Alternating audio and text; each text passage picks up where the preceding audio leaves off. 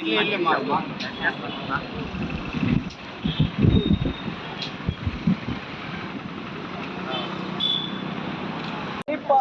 ಮಗನ ಒಟ್ಟು ಸಾಯ್ಸಾಕವ್ರಪ್ಪ. 3 ದಿನ ಆಯ್ತಪ್ಪ ಮಗನ ಊಟ ತಿಂದು ಮನೆಯಲ್ಲಿ. ನನ್ನ ಕೈಯಾರ ಒಂದು ತುತ್ತು ನನ್ನ ಮಗನಿಗೆ ಇಕ್ಕಿಲ್ಲಪ್ಪ. ನನ್ನ ನ್ಯಾಯ ಮಾಡಿಪ್ಪ ಸಾಕು. ಪೊಲೀಸ್ ಅಧಿಕಾರಿಗಳ ಮೇಲೆ ನಿಮ್ಮ ಆರೋಪ ಏನು ಇದೆಯಾ? ಅದನ್ನೇ ಹೇಳ್ತಾ ಇದ್ದೀನಲ್ಲ, ಪೊಲೀಸ್ ಇಲಾಖೆ ಮೇಲೆ ಆರೋಪ ಏನಂತಂದ್ರೆ, ಮೊದಲನೇ ದಿವಸ ಆ ಹುಡುಗ ಏನು ವಿಕ್ರಮನ ಸಾಯ್ತಾನೆ, ತನ್ನ ಕುಟುಂಬ ಏನು ಡಿಪ್ರೆಷನ್ ಹೋಗಿರ್ತಾರೆ. ಅವತ್ತು ಆ ಮಗುವನ್ನ ಯಾವ ರೀತಿ ಕಾರ್ಯ ಮಾಡಬೇಕು ಅನ್ನೋ ಆಲೋಚನೆಯಲ್ಲೇ ಇರ್ತಾರೆ ವಿನ ಇವನನ್ನ ಯಾರು ಏನು ಮಾಡಿದ್ರು ಅಂತ ಸತ್ಯ ಅವ್ರಿಗೆ ಮೈಂಡ್ ಇರಲಿಲ್ಲ. ಹಂಗಾಗಿ ಮಾರನೇ ದಿವಸ ಅವರು ಕಲೆ ಹಾಕಿದ ಮಾಹಿತಿಗಳ ಪ್ರಕಾರ ಇಲ್ಲಿ ಹಿಂಗೆ ಆಯಿತು ಅಂತ. ಯಾಕಂದರೆ ಅದೇ ಪೆಟ್ರೋಲ್ ಬಂಕ್ ಮುಂದೆ ಅವ್ರ ತಂದೆಯವ್ರನ್ನೂ ಕರೆಸಿದ್ದಾರೆ. ಅವ್ರ ತಂದೆಯವ್ರ ಮುಂದೆ ನಿನ್ನ ಮಗ ಯಾವ ಬೀರ್ ಕುಡಿತಾನೆ, ಯಾವ ರಮ್ ಕುಡಿತಾನೆ, ಯಾವ ಸಿಗರೇಟ್ ಕುಡಿತಾನೆ ಅಂತ ಏಕವಚನದಲ್ಲಿ ಪ್ರಯೋಗ ಮಾಡಿದ್ದಾರೆ. ಅವ್ರ ತಂದೆ ಮೇಲೆ ಹಲ್ಲೆ ಮಾಡೋಕೆ ಹೋಗಿದ್ದಾರೆ. ಮಗನು ಅಷ್ಟೊತ್ತಿಗೆ ಹೊಡೆದು ಅವನು ತುಂಬ ಸುಸ್ತಾಗಿದ್ದಾನೆ. ಅವನನ್ನು ಮನೆಗೆ ಕರ್ಕೊಂಡು ಹೋಗ್ತಾರೆ. ಆಮೇಲೆ ಮಾರನೇ ದಿವಸ ಇನ್ನೆಲ್ಲೋ ಕೋಳಿ ಫಾರಂ ಕರೆಸ್ತಾನೆ. ಯಾರ ಮುಖಾಂತರ? ಸುರೇಶ್ ಅವ್ರ ಮುಖಾಂತರ. ಆ ಕೋಳಿ ಫಾರಮಲ್ಲಿ ಆಗಿದ್ದ ಅನಾಹುತಕ್ಕೆ ಅವನು ಸಾವನ್ನಪ್ಪಿದ್ದಾನೆ. ಇದನ್ನು ದಯವಿಟ್ಟು ಪೊಲೀಸ್ ಇಲಾಖೆ ಪದೇ ಹೇಳ್ತಾ ಇದ್ದೀವಿ. ಪೊಲೀಸ್ ಇಲಾಖೆ ಯಾವುದೇ ಕಾರಣಕ್ಕೆ ಇದರಲ್ಲಿ ವಿಫಲರಾದ್ರಂತೂ ದಲಿತ ಸಂಘಟನೆಗಳು ಸುಮ್ಮನೆ ಇರಲ್ಲ. ಓದ್ತಾ ಇರ್ತಾನೆ, ಅಲ್ಲಿಂದ ಅವನ್ನ ಯಾರೋ ಇಬ್ಬರು ಹುಡುಗರು ಗಲಾಟೆ ಮಾಡ್ಕೊಂಡಿರೋದಕ್ಕೆ ಅಲ್ಲಿಂದ ಅವನ್ನ ಕರ್ಕೊಂಡು ಹೋಗ್ಬಿಟ್ಟು ಈ ಸುರೇಶ್ ಏರ್ಟೆಲ್ ಮತ್ತು ಅವರ ಸಂಗಡಿಗರು ಅವ್ರನ್ನ ಅಲ್ಲಿಂದ ಕರ್ಸ್ಕೊಂಡು ಹೋಗ್ಬಿಟ್ಟು ಎಲ್ಲಂದ್ರೆ ಅಲ್ಲಿ ಬೇತ್ಮಂಗಲದಲ್ಲಿ ಸುಮಾರು ಒಂದು 5-6 ಜಾಗದಲ್ಲೆಲ್ಲ ನಿಲ್ಸಿ ಹೊಡೆದು ಚಿತ್ರಹಿಂಸೆ ಕೊಟ್ಟಿರ್ತಾರೆ. ಅದಾದ್ಮೇಲೆ 8:15 ನಮ್ಮ ಅಣ್ಣನವರಿಗೆ ಫೋನ್ ಮಾಡಿ ತಿಳಿಸಿರ್ತಾರೆ, ಈ ತರ ನಿಮ್ಮ ಮಗ ಇದ್ದಾನೆ, ಇಲ್ಲಿ ಬನ್ನಿ ಅಂತ. ಇವರಿಗೆ ಅವರು ಹಿಂದೆ ಹೊಡೆದಿರೋದೆಲ್ಲ ಯಾವುದೇ ಆದಂತ ಇನ್ಫಾರ್ಮೇಶನ್ ಹೇಳ್ದಿರೋನೆ ನ್ಯಾಯ ಪಂಚಾಯತಿ ಮಾಡೋಣ, ಯಾವ್ದೋ ಒಂದು ಹುಡುಗಿ ಬಗ್ಗೆ ವಿಚಾರ ಅಂದ್ಬಿಟ್ಟು ಅಂತ ಕರ್ಸ್ಕೊಂಡ್ಬಿಟ್ಟು ಅಲ್ಲಿ ನ್ಯಾಯ ಪಂಚಾಯತಿ ಮಾಡ್ತಾರೆ. ಆದ್ರೆ ಇವರಿಗೆ ಅದ್ರ ಹಿಂದೆ ಅವ್ರು ಹೊಡೆದಿರೋಂತ ಘಟನೆ ಯಾವ್ದು ತಿಳಿಸದೆ ಈ ತರ ನ್ಯಾಯ ಪಂಚಾಯತಿ ನಿಮ್ಮ ಹುಡುಗನ್ಗೆ ಈ ತರ ಇದ್ ಮಾಡಿ ಬುದ್ಧಿ ಹೇಳಿ ಅಂತ ಹೇಳಿ ಕಳ್ಸಿಬಿಟ್ಟಿರ್ತಾರೆ. ನಮ್ಮ ದುರಾದೃಷ್ಟ, ನಮ್ಮ ಮಗ ನನ್ನ ಚಿಕ್ಕಪ್ಪ ಆಗ್ಬೇಕು ಅವ್ರಿಗೆ, ಅವನು ಸಹ ನಮ್ಗೆ ತಿಳಿಸಿರೋದ್ರಿಲ್ಲ ಈ ತರ ಹೊಡೆದಿದ್ದಾರೆ ಅಂದ್ಬಿಟ್ಟು. ಇದೆಲ್ಲ ನಡೆದ ಮೇಲೆ ಮಾರನೇ ದಿವಸ ನಮ್ದು ಇನ್ನೊಬ್ಬ ಚಿಕ್ಕಪ್ಪ ಮಗ ಆದಂತ ವಿನೋದ್ ಕುಮಾರ್ನನ್ನು ಕರೆಸ್ತಾರೆ. ಅವನು ಕರ್ಕೊಂಡ್ ಬರ್ಬೇಕು, ವಿಕ್ರಮ್ನು ಕರ್ಕೊಂಡ್ ಬರ್ಬೇಕು ಅಂತ ಹೇಳ್ತಾರೆ. ಕರ್ಕೊಂಡ್ ಬಂದಿಲ್ಲ ಅಂದ್ರೆ ನಿಮ್ಮ ಕುಟುಂಬದಲ್ಲಿ ಯಾರು ಬೇತ್ಮಂಗ್ಲಕ್ಕೆ ಬರ್ತಾರೋ ಅವ್ರನ್ನೆಲ್ಲ ಸಾಯಿಸ್ಬಿಡ್ತೀವಿ, ಕೊಲೆ ಮಾಡ್ತೀವಿ ಅಂತ ಬೆದರಿಕೆ ಹಾಕಿರ್ತಾರೆ. ಅದರಿಂದ ಭಯಭೀತಗೊಂಡು ನಮ್ಮ ಅಣ್ಣ ಅವರು ಹೋಗಕ್ಕೆ ಹಿಂದೇಟಾಗ್ತಾ ಇರ್ತಾರೆ. ಮತ್ತೆ ಪದೇ ಅವ್ರಿಗೆ ಫೋನ್ ಮಾಡಿ ಬಂದಿಲ್ಲ ಅಂದ್ರೆ ನಿಮ್ಗೆ ಪ್ರೋಕ್ಸೋ ಕೇಸ್ ಹಾಕ್ಸ್ತೀವಿ, ಇದಾಕ್ಸ್ತೀವಿ ಅಂತ ಬೆದರಿಸಿ ಮತ್ತೆ ಕರ್ಸ್ಕೊಳ್ತಾರೆ.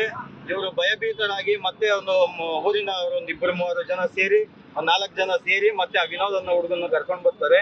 ವಿಕ್ರಮ್ ಭಯಭೀತರಾಗಿರೋದ್ರಿಂದ ಅವನ್ನ ಕರ್ಕೊಂಡ್ ಬರೋದಿಲ್ಲ. ಆ ದಿವಸ ಕರ್ಕೊಂಡ್ ಬಂದ್ಬಿಟ್ಟು ಮತ್ತೆ ಇಲ್ಲಿ ಕೋಳಿ ಫಾರಂ ಶೆಡ್ ಅಂತ ಎಲ್ಲೋ ಇದೆಯಂತೆ ಬೇತ್ಮಂಗಲ ಕೋಲಾರ ರೋಡಲ್ಲಿ, ಅಲ್ಲಿ ಕರ್ಕೊಂಡೋಗಿ ಅವನ್ನ ಬಿದಿರು ಕೋಲುಗಳಿಂದ ಸ್ವಂತ ಅಪ್ಪ ಮತ್ತು ಚಿಕ್ಕಪ್ಪನ ಎದುರುಗಡೆನೆ ಮನ ಬಿಚ್ಚಂಗೆ ಹೊಡೆದಿದ್ದಾರೆ. ಅವ್ರಿಗೆ ಇಷ್ಟ ಬಂದಂಗೆಲ್ಲ ಹೊಡೆದು ಅವ್ರಿಗೆ ಇದು ಮಾಡಿ ಅವ್ರಿಗೆ ಬೆದರಿಕೆ ಹಾಕಿ, ನೀವು ಈ ವಿಷಯವನ್ನೆಲ್ಲನ ಹೇಳಿದ್ರೆ ಇಲ್ಲ ಪೊಲೀಸ್ ಕಂಪ್ಲೇಂಟ್ ಆ ಥರ ಕೊಟ್ರೆ ನಿಮ್ಮ ಜೀವನವನ್ನು ತೆಗಿತೀವಿ ಅನ್ನೋಂತ ಇದು ಮಾಡಿ ಹೇಳಿದ್ದಾರೆ. ನಂದು ಒಂದೇ ಒಂದು ಉದ್ದೇಶ ಏನಂದ್ರೆ, ಇವತ್ತು ನನ್ನ ಮಗ ಸುತ್ತೋಗಿದ್ದಾನೆ, ನನ್ನ ಮಗನ ನಾನು ಮತ್ತೆ ಬದುಸ್ಕೊಳಕ್ ಆಗೋದಿಲ್ಲ. ಅವ್ರ ಕೋಟ್ಯಾಧೀಶ್ವರಿ ಇರ್ಬೋದು, ಬಲಿಯಾಡರು ಇರ್ಬೋದು, ಏನನ್ನ ಇರ್ಬೋದು, ನನ್ನ ಉದ್ದೇಶ ಒಂದೇ, ನನ್ನ ಮಗನಿಗಾಗಿದ್ದ ಅನ್ಯಾಯ ಇನ್ಯಾವ ಹುಡುಗನಿಗೂ ಆಗಬಾರ್ದು. ನಮ್ಮ ಸುತ್ತಮುತ್ತ ಹಳ್ಳಿಗಳವರೆಲ್ಲ ಬರ್ತಾರ ಇಲ್ಲೇ ಓದಕ್ಕೆ. ನಾನು ಇದೇ ಬೇತ್ಮಂಗಲದಲ್ಲಿ ಓದ್ದವನು, ನಾನು ಇವಾಗ ಬೆಂಗಳೂರಲ್ಲಿ ನಿಲ್ಸಿದ್ದೀನಿ. ಆದ್ರೆ ಸುತ್ತಮುತ್ತ ಬರೋ ಎಲ್ಲಾ ಮಕ್ಕಳು ಧೈರ್ಯವಾಗಿ ಇಲ್ಲಿ ಬರಬೇಕು, ಕಾಲೇಜ್ಗೆ ಓದಬೇಕು. ಯಾವುದೇ ಪುಡಿ ರೌಡಿಗಳಾಗಲಿ, ಯಾವುದೇ ಪುಡಿ ಎಡೆಮುರಿ ಕಟ್ಟಬೇಕು ಈ ಪೊಲೀಸರು ಅಂತ ಮನವಿ ಮಾಡ್ತೀವಿ. ಈ ಸುರೇಶ್ ಮತ್ತೆ ಇನ್ನು ಗ್ಯಾಂಗ್ ಅವರು ಒಂದು 20-25 ಜನ ಹುಡುಗರಿದ್ದಾರಂತೆ. ಅವ್ರು ಯಾರು ಇಲ್ಲಿ ಹೊಡೆದಾಡ್ಕೊಂಡಿರೋದು ಇವರ ಪ್ರೆಸೆನ್ಸ್ ಇರುತ್ತೆ. ಅಲ್ಲಿ ಹೋಗೋದು, ಅವ್ರನ್ನ ಹೊಡಿಯೋದು, ಬಡಿಯೋದು ಇದೇ ಕೆಲಸ. ಇದೇ ತರ ಗುಟ್ಟಳ್ಳಿಯಲ್ಲಿ ಒಂದು 15 ದಿವಸನೋ 1 ತಿಂಗಳ ಹಿಂದ್ಗಡೆನೂ ಇದೇ ತರ ಘಟನೆಗಳು ಆಗಿದೆ. ಇದಕ್ಕೆಲ್ಲ ಲೀಡರು ಅವರು ಸುರೇಶ್ ಏರ್ಟೆಲ್ ಅನ್ನೋರು. ಅವರು ತುಂಬಾ ಹಣವಂತರು, ಬಲಶಾಲಿಗಳು ಇರೋದ್ರಿಂದ ಇಲ್ಲಿ ನಮಗೆ ಇಲ್ಲಿ ಪೊಲೀಸ್ ಸ್ಟೇಷನ್ ಅಲ್ಲಿ ಎನ್ಕ್ವೈರಿಗೆ ತುಂಬಾ ವಿಳಂಬ ಮಾಡ್ತಾ ಇದ್ದಾರೆ. ಇದು 2 ಅವರ್ ನಮ್ಮ ಪೊಲೀಸ್ ಡಿಪಾರ್ಟ್ಮೆಂಟ್ ಅವರು ಇವಾಗಿರೋ ಟೆಕ್ನಾಲಜಿಯಲ್ಲಿ 2 ಅವರ್ ಅವರು ನೆನೆಸ್ಕೊಂಡ್ರೆ ಯಾರ್ಯಾರು ಇದ್ರಲ್ಲಿ ಶಾಮೀಲಾಗಿದ್ದಾರೆ ಅಂತವ್ರನ್ನೆಲ್ಲರನ್ನು ಕರ್ಕೊಂಡು ಬಂದು ಸ್ಟೇಷನ್ ಅಲ್ಲಿ ಕೂರಿಸಿ ವಿಚಾರ ಮಾಡುವ ಆದಂತ ವಿಷಯ. ಆದರೆ ಇದು ಆಲ್ರೆಡಿ ಶುಕ್ರವಾರ 1 ವಾರ ಗಟ್ಟಲೆ ಆಗಿದೆ. ಆದ್ರೂ ಇನ್ನ ಮೀನಾಮೇಷ ಹೇಳಿದೆ. ಒಂದು ವ್ಯಕ್ತಿಗಳನ್ನು ಕೂಡ ಕಾನೂನು ಬಿಡೋದಿಲ್ಲ ಅಂತಂದಾಗ ಈ ಒಂದು ವಿಚಾರದಲ್ಲಿ ಯಾಕೆ ಈ ಮರ್ಡರ್ಗೆ ಪ್ಲಾನ್ ಮಾಡಿದವ್ರನ್ನ ಕೈ ಬಿಟ್ಟಿರೋದು ಅನ್ನೋದು ನಮ್ಮೆಲ್ರಿಗೂ ಕೂಡ ಇರುವಂತ ಒಂದು ಅನುಮಾನ. ಆ ನಿಟ್ಟಿನಲ್ಲಿ ನಮ್ಗೆ ನಮ್ಮ KGF ಜಿಲ್ಲೆಯ ಏನು ವರಿಷ್ಠ ಅಧಿಕಾರಿಗಳು SP ಸಾಹೇಬರು ಇರ್ಬೋದು, DYSP ಸಾಹೇಬರು ಇರೋದು, ಪೊಲೀಸ್ ಇಲಾಖೆಯವರು ಎಲ್ಲರ ಮೇಲೆ ಕೂಡ ನಮ್ಗೆ ಸಂಪೂರ್ಣವಾದಂತ ಅಪಾರವಾದಂತ ನಂಬಿಕೆ ಇದೆ. ಈ ಪ್ರಕರಣದಲ್ಲಿ ಯಾರೆಲ್ಲ ಆರೋಪಿಗಳಿದ್ದಾರೆ ಅವ್ರು ಯಾರು ಕೂಡ ಇದರಲ್ಲಿ ಕೈ ತಪ್ಪಿಸ್ಕೊಳ್ಳೋದಿಲ್ಲ ಅನ್ನೋ ಒಂದು ನಂಬಿಕೆ ಇದೆ. ಆದ್ರೆ ಎಲ್ಲೋ ಒಂದು ಕಡೆ ಕುಟುಂಬಸ್ಥರ ಒಂದು ಆಕ್ರಂದನ ನೋಡ್ತಾ ಇದ್ರೆ, ಮತ್ತೆ ಈ ಕೊಲೆ ಆಗೋಕೆ ಮುಂಚೆ ನಡೆದಿರುವಂತ ಘಟನೆಗಳನ್ನ ನಾವೆಲ್ಲ ಕೂಡ ಕೇಳಿಸ್ಕೊಳ್ಳೋದಾದ್ರೆ, ಎಲ್ಲೋ ಒಂದು ಕಡೆ ಮುಖ್ಯವಾದಂತ ವ್ಯಕ್ತಿಗಳು, ಈ ಕೊಲೆಗೆ ಕಾರಣಕರ್ತ ಮುಖ್ಯವಾದಂತ ವ್ಯಕ್ತಿಗಳು ಇವತ್ತು ಕೂಡ ರಾಜಾರೋಷವಾಗಿ ಜನರ ಮಧ್ಯೆ ಸುತ್ತಾಡ್ಕೊಂಡು, ಮತ್ತೆ ಇದರಲ್ಲಿ ಯಾರೆಲ್ಲ ಇನ್ನು ಆರೋಪಿಗಳಂತ ಏನು ಕುಟುಂಬಸ್ಥರು ಆರೋಪ ಮಾಡ್ತಾ ಇದ್ರೆ ಅವರೆಲ್ಲರೂ ಕೂಡ ಎಲ್ಲೋ ಒಂದ್ ಕಡೆ ಮರೆ ಮಾಚಿಕೊಂಡು ದಿಕ್ತೋಪಿಸ್ತಾ ಇರುವಂತ ಒಂದು ನಿಟ್ಟಿನಲ್ಲಿ ಇವತ್ತು ನಾವು ನಮ್ಮ ಸಂಘಟನೆಗಳ ಗಮನಕ್ಕೆ ಬಂದಂತ ಒಂದು ಸಂದರ್ಭದಲ್ಲಿ ನಾವೆಲ್ಲರೂ ಕೂಡ ಈಗಾಗಲೇ ನಮ್ಮ ಹುಣಸನಹಳ್ಳಿ ವೆಂಕಟೇಶಣ್ಣ ಆಗಿರ್ಬೋದು, ಇತರೆ ನಮ್ಮ ದಲಿತ ಸಂಘಟನೆ ನಾಯಕರೆಲ್ಲ ಕೂಡ ಮೊನ್ನೆ KGF ಜಿಲ್ಲಾ ವರಿಷ್ಠಾಧಿಕಾರಿಗಳ ಜೊತೆ ಮತ್ತೆ DYSP ಸಾಹೇಬರ ಜೊತೆ ಎಲ್ಲ ಕೂಡ ಮಾತಾಡಿದ್ದು. ಅವರು ನಮ್ಗೆ ಯಾವುದೇ ಕಾರಣಕ್ಕೂ ಕೂಡ ಆರೋಪಿಗಳನ್ನ ಕೈ ಬಿಡೋದಿಲ್ಲ. ಅದು ಯಾರೆಲ್ಲ ಇದರಲ್ಲಿ ಇನ್ವಾಲ್ವ್ಮೆಂಟ್ ಅಲ್ಲ ಪ್ರತಿಯೊಬ್ಬರನ್ನು ಕೂಡ ನಾವು ಎಂಕ್ವೈರಿ ಮಾಡ್ತೀವಿ. ಯಾರೆಲ್ಲ ಈ ಕೃತ್ಯದಲ್ಲಿ ಏನು ಪಾಲಿದ್ದಾರೆ ಅವ್ರನ್ನೆಲ್ಲ ಕೂಡ ನಾವು ಕಸ್ಟಡಿಗೆ ತಗೊಳ್ತೀವಿ. ಅವ್ರಿಗೆ ಶಿಕ್ಷೆ ಆಗೇ ಆಗತ್ತೆ ಅನ್ನೋ ಒಂದು ಭರವಸೆನ ಕೊಟ್ಟಿದ್ದಾರೆ.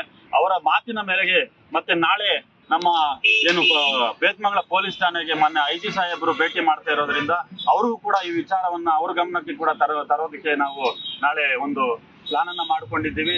ಮುಂದಿನ ದಿನಗಳಲ್ಲಿ ಈ ಆರೋಪಿಗಳನ್ನ ಏನು ಇವರು ಬಸವರಾಜ ವಿಕ್ರಮ್ ಅವರ ತಂದೆ ಏನು ಆರೋಪ ಮಾಡಿದ್ದಾರೆ ಆ ಎಲ್ಲ ಆರೋಪಿಗಳನ್ನ ಕೂಡ ಇವರು ಕರೆದು ಎಂಕ್ವೈರಿ ಮಾಡಿ ಅವ್ರ ಮೇಲೆ ಕಠಿಣ ಕಾನೂನು ಕ್ರಮ ಕೈಗೊಳ್ಳಿದ ಪಕ್ಷದಲ್ಲಿ ಈಗಾಗಲೇ ನಾವೊಂದು ಸಂಘಟನೆಗಳೆಲ್ಲ ಸೇರಿ ಮಾತುಕತೆಯನ್ನ ನಡೆಸಿದ್ದೀವಿ. ಮುಂದಿನ ದಿನಗಳಲ್ಲಿ ಉಗ್ರವಾದಂತ ಒಂದು ಹೋರಾಟವನ್ನ ಮಾಡಿ ನಮ್ಮ ಬೇತ್ಮಂಗಲ ಪೊಲೀಸ್ ಠಾಣೆ ಮುಂದೆ ಪ್ರತಿಭಟಿಸಬೇಕಂತ ಒಂದು ವಿಚಾರವನ್ನ ತಿಳಿಸ್ತಾ ಇದ್ದೀನಿ ಬಂಧುಗಳು. ಆದ್ರಿಂದ ಪೊಲೀಸ್ ಇಲಾಖೆ ಮೇಲೆ ನನಗೆ ಅಪಾರವಾದಂತ ನಂಬಿಕೆ ಇದೆ, ಕಾನೂನು ಮೇಲೆ ಅಪಾರವಾದಂತ ನಂಬಿಕೆ ಇದೆ.